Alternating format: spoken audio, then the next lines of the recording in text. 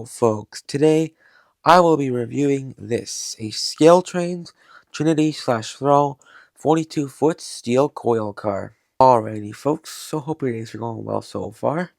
Mine certainly is. Today I got this in the mail, which is a scale trains rivet counter, what's it called again? Please come on. Trinity slash thrall 42-foot coil steel car, which doesn't really make much sense. I think it'd be steel coil car, not coil steel car, but whatever. In the Union Pacific paint scheme, I paid $63.99. Well, this isn't the actual price I paid. I got it off eBay. I'm not sure why they left the original price tag on it, though. Very interesting.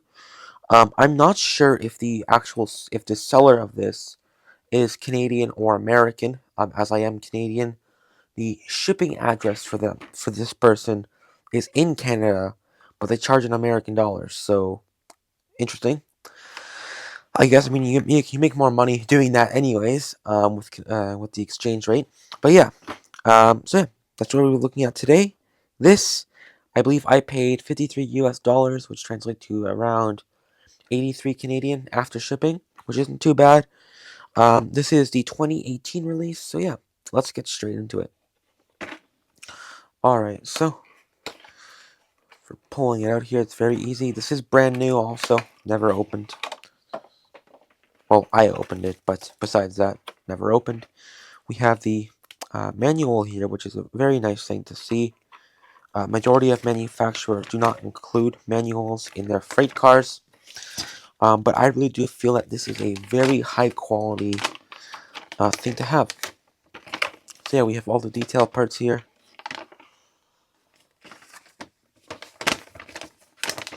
And then the additional parts, warranty, and the Trinity steel car place. I mean, not place, car, back history.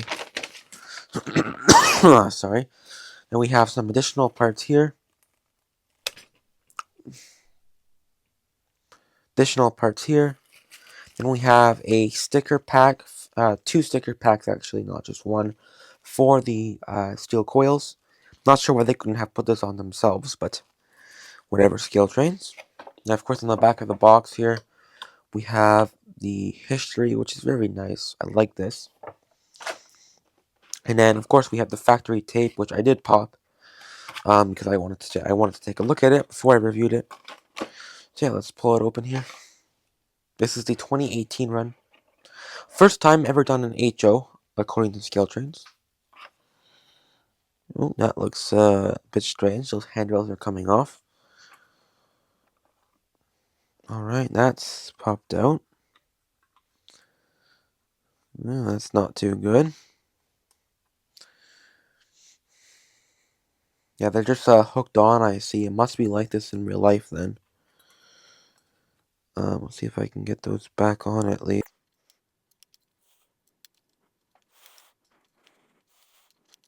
Alright, there we go. They're back on. Although they're very bent now. Unless this wasn't... I don't think this was like this before. Maybe it was, and I just didn't notice it. But yeah, this does actually open, which is really cool. Oh, well, there you go. It has a fully detailed interior as well. I don't think this is actual wood. Maybe it is, and it's just polished, but that looks really good as well. And then, of course, for the top here, of course, we just have this, the shell. Michelle.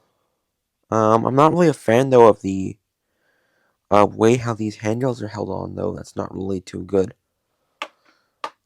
Here we have this, the bottom. This is very detailed, by the way. Of course, it's a rivet counter, so it's going to look great. Oh, this is coming off. That's not too good. I don't think that's worth returning it, though. I'll just glue that back on.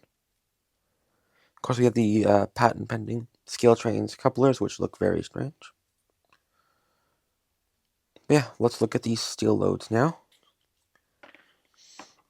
So this is the biggest steel load. These are weighted, by the way. These have metal chunks inside. Not all of them are weighted, but majority of them are. These two are smaller ones. These two are weighted. And then this one is weighted. This is a medium sized. And then this one is not weighted. Yeah, very nice. Alright, so that's the car here. Let's put this on. Just want to see something, because this was not level when I opened it the first time. Yeah. Yeah, hold on, let's see if you guys can see this. It's moving a little bit. I'm not sure, maybe that's meant to be like that in real life. Although that may be warped. I hope that's not. But yeah, that's that for the car. Let's head over to my coupler height test. Folks, have it on the layout here. Here is the steel coil car, or the car steel coil car. So here it is, and I think, yes, I did lose a spring. That's not really a sign of quality. But yeah, so today, or not today, I'm going to be putting this up against, of course, the trusty tangent, tangent grain hopper. I believe that's what it was called. So let's see here. And I will say first, you can see the size difference between the scale trains and the KD couplers is a big difference. So yeah, let's put this up here and see how it matches. And that's a good coupler height. Seems good on this side. Maybe it's not gone then. I think the coupler might just be sticky because it would be coming off. Maybe it's just sticky. Oh yeah, the spring's there. Well, that's not good. I've never had that happen before. I've never had a sticky coupler. Interesting. Alright, let's see this side. Ooh, this side is high. Alright, so the left side, or, well, depending on how you look at it, the left side is high, right side is perfect. That's not good. You typically want them to be perfect. Although, maybe it could be because I don't have the coils in the car. Maybe for some reason Skeletrain's made it so when you put the coils in the car, it compresses, although I doubt that. But this car is very light. I'd probably say below 4 ounces, below 50 grams. I couldn't think of anything more than that. So, yeah, that's the coupler height. High and other side is perfect. So, yeah, let's go to the weigh-in. Alrighty, so here's the weight of the car. The steel coil car without the top weighs 35 grams. With the top, it weighs 47 grams. And with the load, it weighs 118 grams. Here I decorated the steel coils. This wasn't actually that difficult. I thought it would be a lot more difficult, but yeah, it was actually pretty fun, I will say. I quite like this, although I do think it could have had a more premium style of wrapping, given this car is either 64 US dollars or 64 Canadian. I'm not sure. I think it would have been nice though if Scale Trains did this for you either way. Overall, not too difficult.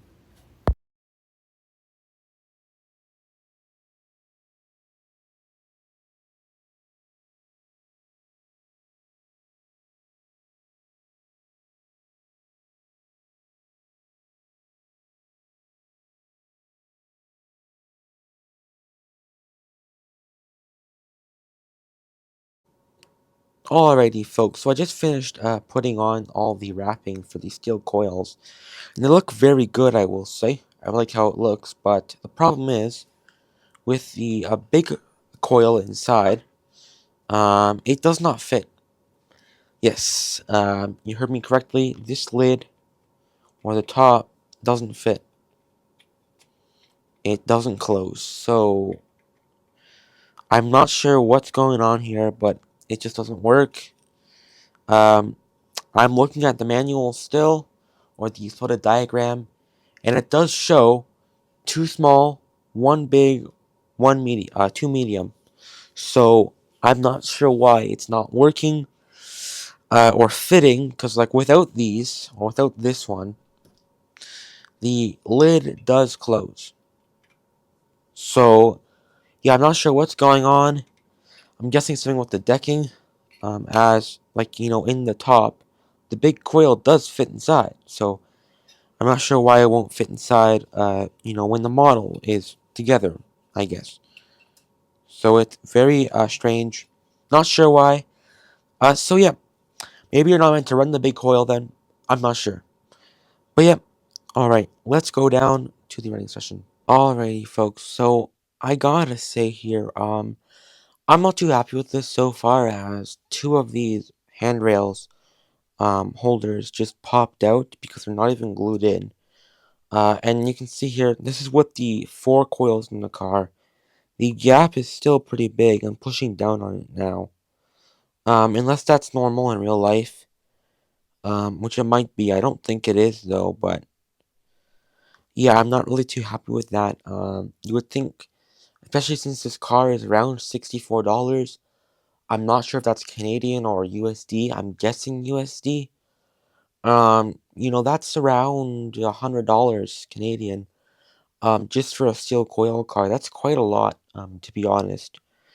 That should be a lot cheaper than that. So yeah, that's not really that good. I was really hoping to keep this car in good condition, considering this cost me around $120, Canadian after all of the eBay duties, stuff like that. Well, there's no duties, but taxes, and conversion. So not really too happy with that. I think that could have been a bit better if these were actually glued in. Wouldn't have been able to lose them. And well, something that is kind of nice is that this handrail is actually wire. It's not plastic, which is nice. And of course, it just came off again because I tapped it. Like I don't like these hooks. I know it's realistic, but they could have just glued it in. And it just, it sucks because now it's off again. I have no idea where those hooks went.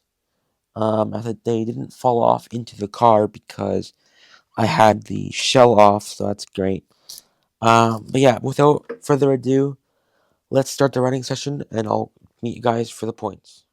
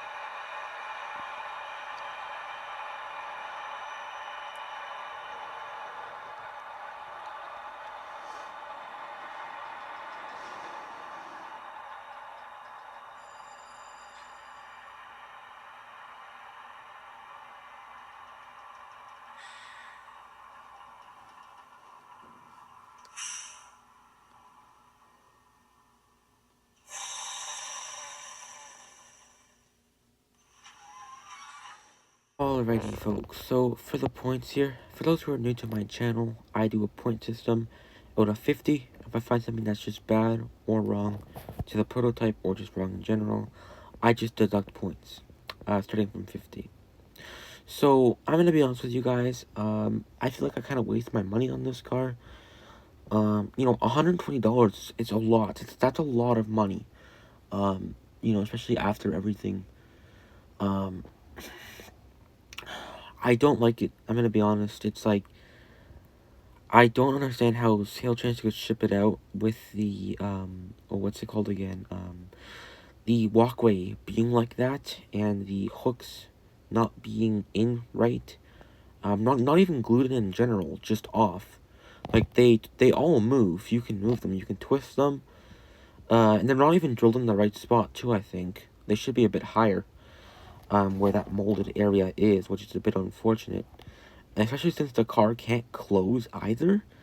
I don't understand why that's like that. Maybe, like I said, it's meant to be like that. But you would think maybe they would say in the instructions, yeah, it's meant to be lifted 10 feet up in the air. I don't know. It's just really weird, I think. Like I said, maybe that's normal. I don't know. I've never had a steel coil car before. But yeah, if this is how all the scale trains are gonna be, I'm not gonna buy another one. I like scale trains, don't get me wrong. This ET44 in front of you is a scale trains unit. My favorite locomotive in my entire collection, too. It's really nice. It's just, these quality control issues are pretty bad, but I don't know. Maybe whoever had it in a damp environment that got really hot and really cold. So maybe it got warped somehow, but yeah, I don't know. So I'm taking 20 points off it because this is like really bad issues, considering the car can't even run properly with the load inside. So yeah, that's gonna be 30 points in total. Actually, no, 25, because that's just unacceptable, I think. So yeah, 25 points. That's gonna be my final verdict. I do not recommend this car. Please buy something else. Thank you guys so much for watching. I'll see you in the next one. Goodbye, folks.